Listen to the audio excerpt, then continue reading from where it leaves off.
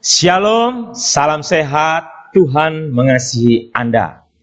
Saudara-saudariku yang terkasih, dimanapun Anda berada, baik yang ada di Indonesia maupun ada di luar negeri, selamat berjumpa kembali dengan kami, pastor dan para seminaris Raja Damai Palangkaraya dalam Misa Kerahiman Ilahi.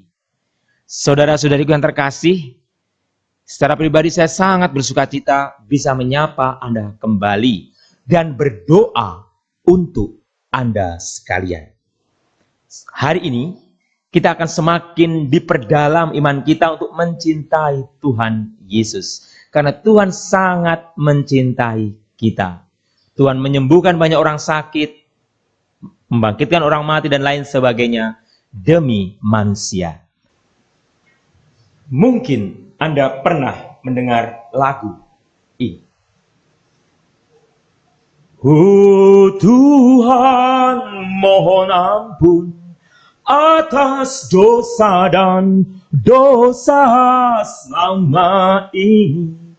Aku tak menjalankan kehendak-Mu, tak menuruti perintah-Mu, tenggelam melupakan diri-Mu. Oh Tuhan, mohon ampun atas dosa dan dosa selama ini. Dan seterusnya. Oh Tuhan, mohon ampun. Saudara-saudari yang terkasih, pertanyaannya mengapa saya buka renungan saya dengan lagu ini? Bacaan tidak berhubungan dengan pengampunan. Tetapi yang mau saya katakan kepada Anda sore hari ini, saudara-saudariku. Kalau kita berbicara mengenai kerahiman ilahi, kita berbicara mengenai kerahiman Allah, kita berbicara mengenai kebaikan Tuhan, kita pun harus menyadari bahwa ada dosa dalam hidup kita, di mana kita terkadang tidak tanggap terhadap kebaikan Allah, kerahiman Allah. Dalam bacaan pertama kita tadi mendengar bahwa dalam pembacaan surat Rasul Paulus kepada umat di Filipi mengatakan, ia yang telah memulai pekerjaan baik di antara kita, ia akan menyelesaikannya. Saya ulangi, ia yang telah memulai pekerjaan baik di antara kita. Filipi 1 ayat 6. Ia pula yang berkenan menyelesaikannya. Artinya, saudara-saudari, karya penciptaan telah Tuhan buat. Dan ribuan tahun telah berjalan. Bumi ini berjalan. Manusia silih berganti, lahir, mati, dan seterusnya sampai hari ini. Bahkan sampai detik ini, saudara-saudari. Dan pertanyaannya adalah, apakah kita menyadari bahwa karya Allah itu indah untuk kita? Tetapi apa yang dikatakan Rasul Paulus, ia yang telah memulai pekerjaan baik di antara kita, apakah kita yakin dan kita percaya pada saat kita melihat secara subjektif, secara personal diri kita sendiri, keluarga kita yang punya masalah, entah kita terkena COVID, kita punya masalah ekonomi, dan terus-menerus kita menganggap bahwa Tuhan menghukum kita, atau kita menganggap hidup kita sial, atau kita menganggap kita terkena kutukan. Bagi orang beriman tidak ada kata sial. Bagi orang beriman tidak ada kata tidak beruntung. Bagi orang beriman tidak ada Anda ditakdirkan miskin, Anda ditakdirkan menderita, Anda ditakdirkan susah. Saudara-saudariku yang terkasih, bagi orang beriman, dalam keyakinan kita percaya, ia yang memulai pekerjaan baik. Anda ada di dunia, pekerjaan baik. Ia pula akan menyelesaikan pada akhirnya. Tuhan akan menyelesaikan. Dan kalau kita membaca kitab suci, terutama juga bacaan hari ini, dari Injil yang kita dengar tadi, Tuhan menyembuhkan orang sakit. Kalau Anda baca kitab suci, Anda membaca Bible, semua kisah Yesus sebagian besar dipenuhi dengan menyembuhkan orang sakit, mewartakan kabar gembira mengenai kerajaan Allah. Oleh karena itu saya mengatakan tadi, dibuka dengan lagu, "Oh Tuhan mohon ampun." Karena terkadang kita mengabaikan kebaikan Allah hanya karena melihat penderitaan sendiri. Bapak-bapak, ibu-ibu, saudara-saudariku yang terkasih, meskipun Anda menderita, meskipun Anda susah, meskipun Anda menangis, meskipun Anda capek, letih, lesu, dan beban berat, ada Tuhan. Dalam renungan-renungan saya selalu mengatakan, janganlah minta kepada Tuhan, singkirkan beban ini, tapi kuatkanlah aku Tuhan untuk bisa menanggung beban ini sebagai upaya diriku ikut memanggul beban Kristus. Itulah iman.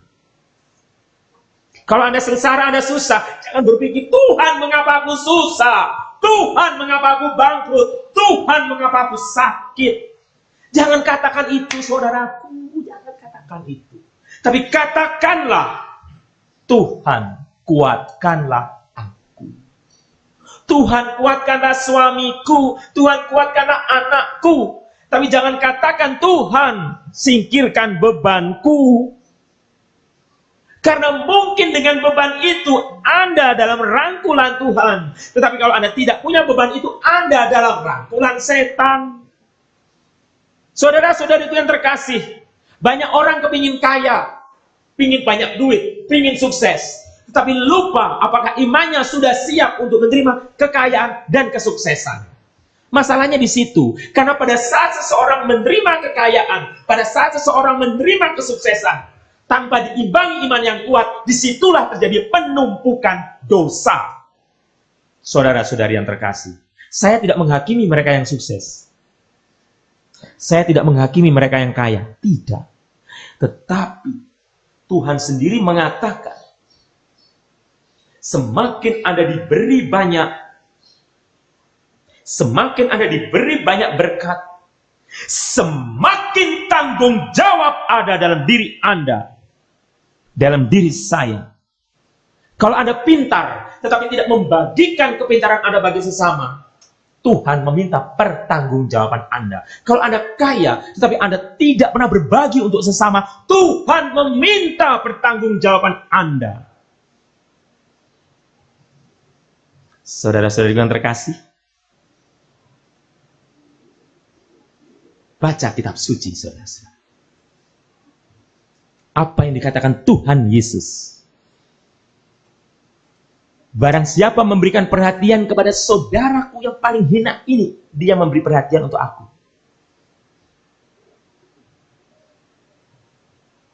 Oleh karena itu saya buka renungan saya dengan, ku sadari akhirnya kerapuhan imanku telah membawa jiwa dan ragaku ke dalam dunia yang tak tentu arah.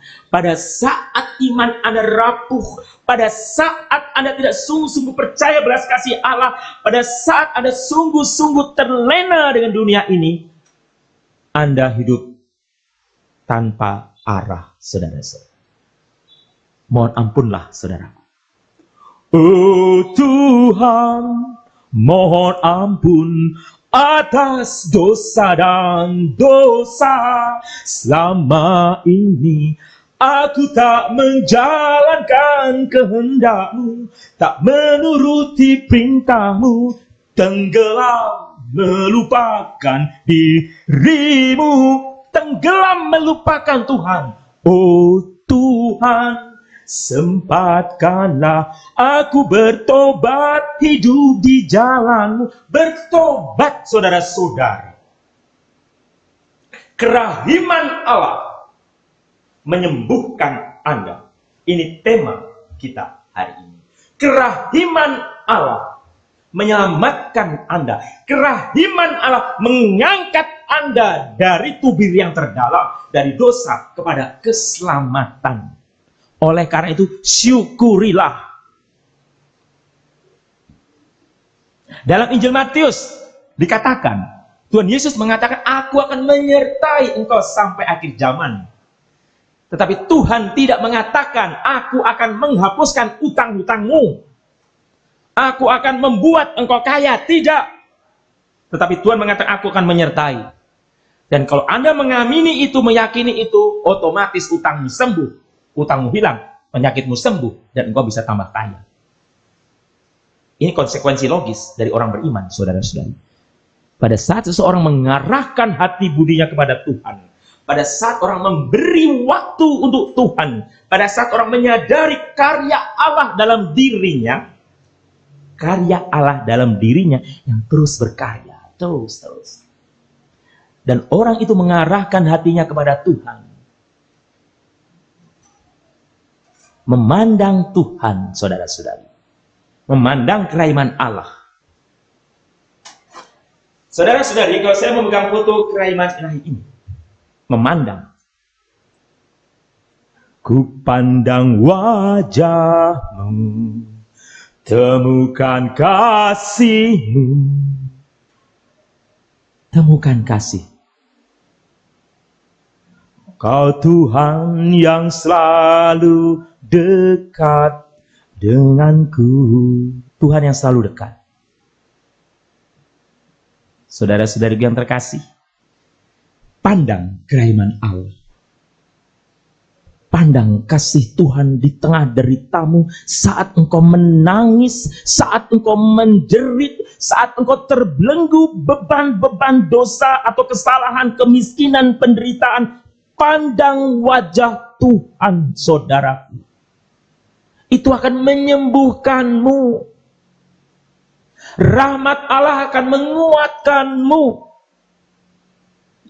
Nanti Romo mengangkat tubuh Kristus. Inilah anak domba Allah yang menghapus dosa dunia. Berbahagialah kita yang diundang ke perjamuannya. Anda menjawab, meskipun Anda hanya menerima komuni batin, Tuhan berkarya dalam diri Anda. Ya Tuhan, saya tidak pantas Tuhan datang pada saya, tapi bersabdalah saja, maka saya akan sembuh. Pandang kerahiman Allah. Serahkan diri Anda kepada Tuhan, percaya kebaikan Tuhan, dan bertobatlah. Anda akan sembuh, saudaraku. Beberapa hari yang lalu saya mendapat WA, Romo, saya depresi, saya mau bunuh diri. Seseorang umat mengatakan saya depresi dan saya mau bunuh diri. Saya doakan dia, saudara-saudara. Saya hanya mau mengatakan kepada Anda, pandanglah wajah Tuhan, arahkan hidup Anda kepada Tuhan, dan bertobatlah di dalam hidup Anda. Berilah yang terbaik untuk Tuhan, maka Anda akan sembuh. Bukan hanya Anda dan keluarga Anda. Tuhan memberkati. Shalom, saudara-saudariku yang terkasih. Saya Romo Lulus Widodo mengucapkan terima kasih atas kebersamaan Anda bersama kami, saya Romo dan bersama para seminaris. Yang kedua, kita berjumpa kembali bagi Anda yang ingin bermisa bersama kami hari Minggu jam 8 dan juga untuk Jumat depan, Koronka, Misa Kerahiman Ilahi, Misa Jumat pertama, dan juga ada adorasi. Saya ulangi, Jumat depan ada Roa Koronka bersama, Misa Kerahiman Ilahi sekaligus Misa Jumat pertama, Jumper, sekaligus juga kita akan adorasi.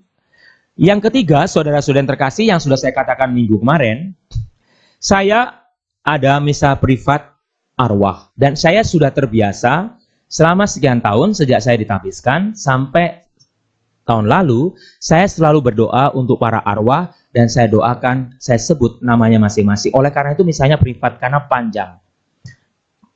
Saya bisa berdoa misa arwah sendiri, saudara-saudara bisa 4 sampai 5 jam sampai 6 jam, saudara-saudara. Karena setiap arwah saya doakan. Saya tidak keberatan mendoakan setiap nama-nama arwah yang dikirimkan kepada saya.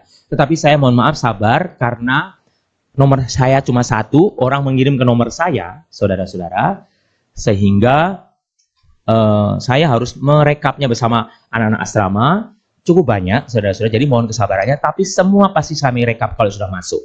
Jadi mohon maaf kalau ada keterlambatan membalas, meresponnya, tetapi satu hal tetap kami tulis, kami perhatikan, dan kami doakan. Dan ini adalah intensi dan devosi pribadi yang memang sudah biasa saya lakukan. Oleh karena itu, jangan ragu-ragu mengirimkannya, saya menerima siapa saja yang hendak didoakan. Terima kasih saudara-saudara atas kebersamaan, dan sekali lagi terima kasih atas kebaikan Anda sekalian kepada kami, para seminaris Raja Damai Palangkaraya. Tuhan membalas budi baik.